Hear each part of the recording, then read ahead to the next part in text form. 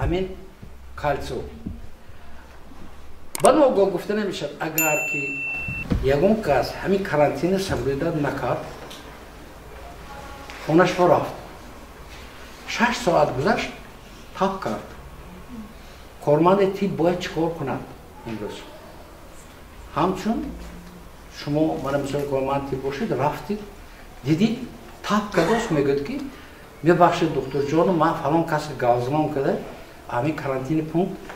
همین سحری اومدم یک مرپیاتی داشته همونو گذارنم گم ببینید سلفستم تاب کسوستیار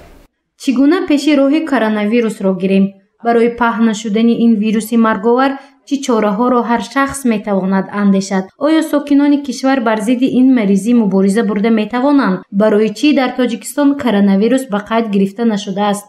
این سوال‌هایی است که امروز در سمینار مشورت مخصوص با متخصصان ساحه اپیدمیولوژی و سرهمشیره‌های طب گذرانیده شد. به این سوال‌ها مومن قربانوف، دیرکتور مرکز مبارزه با بیماری‌های تروپیکی در ولایت سوخت پرره و ساده و عامه‌فهم پاسخ گفت. Первым делом на сегодняшний день все медицинские работники, которые обслуживают больных с острой респираторной инфекцией, беморой шадид роги нафас,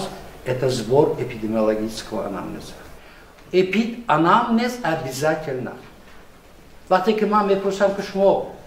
با همه بیماری خانتون هم کس هست نه هیچ کس نیست شما دولت هایی که حاضر میشنوید کرونا ویروس که رفته آماده بودید می همه دین اتاشکان دیگه داره شد تمام انم جوتون میشنید آموزش زنگ میزنید روبریتی مؤسستون روبری مؤسستون زنگ میزند